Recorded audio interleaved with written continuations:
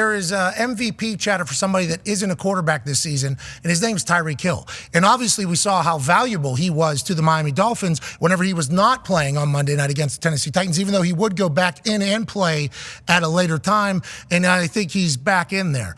Kyle Shanahan, head coach of the San Francisco 49ers, had a little bit of a take on this entire thing and went to bat for one of his players, a player that they traded for, and immediately upon becoming a San Francisco 49er, became the focal point of a team that would have ridiculous amounts of success immediately until they run to the NFC Championship game, and then right back into a ridiculously successful run. Here's Kyle Shanahan talking about CMC. Ooh.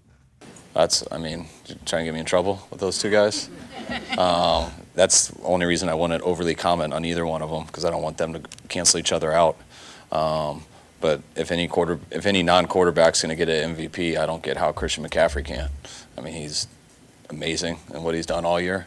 If it's going to a quarterback, then I don't have to talk about Christian. I can talk about our quarterback. And I'm still, if his numbers is all you see, then I think that solves it up. But if you watch the film, then it makes it even stronger, which to me is the most important thing. Love a head coach openly campaigning for his players, and obviously they have a very tight-knit group over there.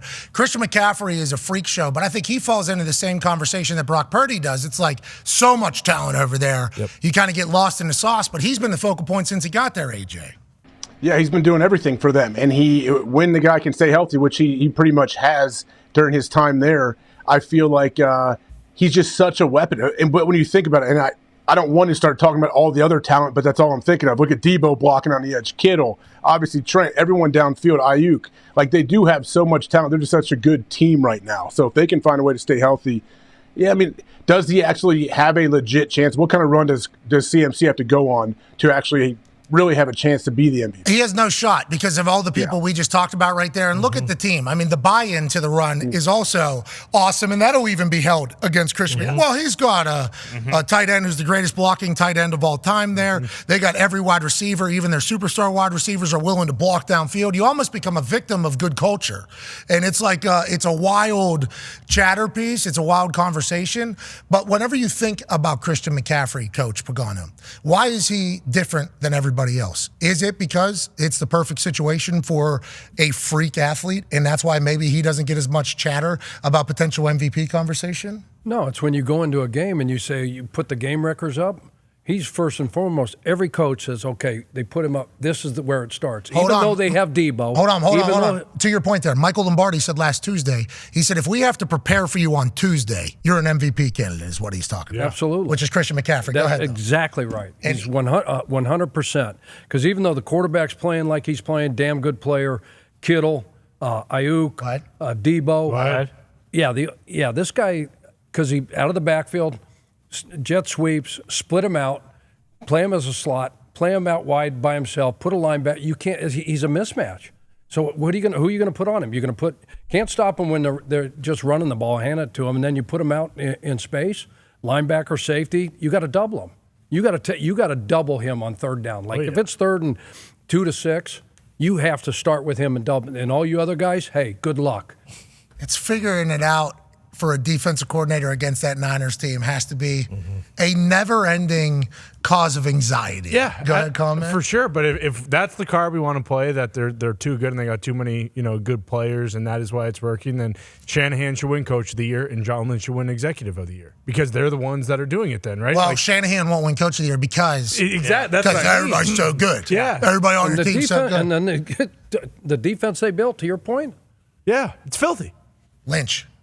Unbelievable. He's doing it. And he is willing to say, I made a mistake. Yeah, which is huge. And move on, which Bill Belichick has been able to do throughout his time as a GM. Huge. Obviously, he's made more of those towards the end of this entire run, potentially. Andy, too. Andy Reid, same exact thing. They're willing to make mistakes and admit their mistakes and say it's not working out. But it is fascinating that, like Brock Purdy, because of how talented the team is, and because he was the last pick of the draft, will probably never get his flowers. No. Probably never. And then like Christian McCaffrey, it's like, must be nice, to be Christian McCaffrey when they have to prepare for everybody else and they can't load the box, so you're able to run against a light box. And then you have Trent Williams, who's the best offensive lineman in the entire NFL. It's like, that sucks for you, but they don't care about any of that. No. They want to win a Super Bowl. Correct. Yeah. That's all they want to win about. And that's sometimes, I think we forget about that while we're talking about it, is like, yeah, he does deserve the MVP. It's like, does CMC give a single damn about that MVP? No. Or is he looking for a Super Bowl so that, he can peacock into the house that has so many professional athletes and Olympians on Thanksgiving in that McCaffrey family? It's like, I think that's what the only thing he cares about. But it would be nice to get a little maybe extra bonus for being the most valuable player. Yeah, the accolades, obviously, and especially like a guy like Purdy who's making like $840,000 if he were to win the MVP. I'm sure, like that's something. But he does endorsements. Exactly, but he doesn't seem like the guy. Like after the way they lost in the NFC Championship last year, I don't think any of them give a shit about that. It's way to go. We want to go win a Super Bowl. Period. You were about. I was very close. I saw the mouth. The mouth thought about it. Almost said it earlier as well. I don't know what's going on today, but a pretty relaxed day around. Yeah, it is. It is. But no, I think the way they lost that game and kind of just like the way this rivalry with the Eagles has almost turned in almost like a college rivalry. Like they are so one-track minded on going and winning a Super Bowl that all that kind of stuff is just window dressing and just, stuff that like, yeah, it'll be nice and it's going to happen. They're going to have a bunch of first-team All-Pros and Pro Bowlers, but I don't think any of them give a shit about that. I don't think so either. That NFC Championship game, the way it all unfolded, and then the conversation and chatter afterwards, I feel like in professional football, you don't get a lot of that. But their core is back, from that game. For a while. It's like a college feel almost, like when you lose a rivalry game and it's led by, like, let's say the sophomore class of the team, and you lose, it's like coming back junior year, there's a whole different mindset, callous now a little bit, still maybe even a little edgier, even a little bit. Definitely more edge. Yeah, definitely more edge. The rivalry, everything about it's awesome, but also, don't you think, at least from the front office, they realize, hey, we need to capitalize why Brock Purdy is on this rookie deal as well, because we're going to have to pay him a ton of money very soon. We've talked about that for the last few years, about the weapon that is the rookie contract. We're not the only people. I'm saying we created the conversation, but it is a real conversation. Yes. When you could spend money on all those weapons, like I think Kittle's paid. Yep. Yeah. Trent's paid. Yep. Debo's paid. Juszczyk's paid. Yeah, sorry, Ayuk. Ayuk's paid. I think he's the only one. Is he coming up? Yeah, he's coming up. He's the only I one thought that he was is paid. I thought they paid everybody. And then on defensive side, linebacker paid, corner paid, D lineman, both D linemen paid. I mean, they've paid everybody, and you can do that whenever you're paying a starting quarterback $867,000. So what? This is year 2, right? Versus $40 million.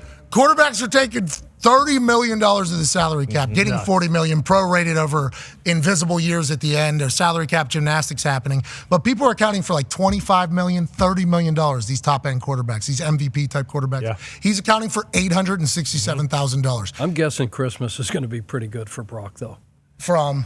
Just some extra cheese maybe in his stocking. The Niners organization. They should. Somebody just shows up at his car. Hey, just want to take this envelope. God, wouldn't you? It'd be hard not. Yes, I actually would. It's kind of my default in this entire We're passing the hat for Brock, guys. Anybody in? Hey, we all understand what's going on here. The guy's making nothing. Let's help him out. Yeah, so because of that, we can all make so much more. It's illegal. I think the NFL would be very pissed off about it. Get him a car.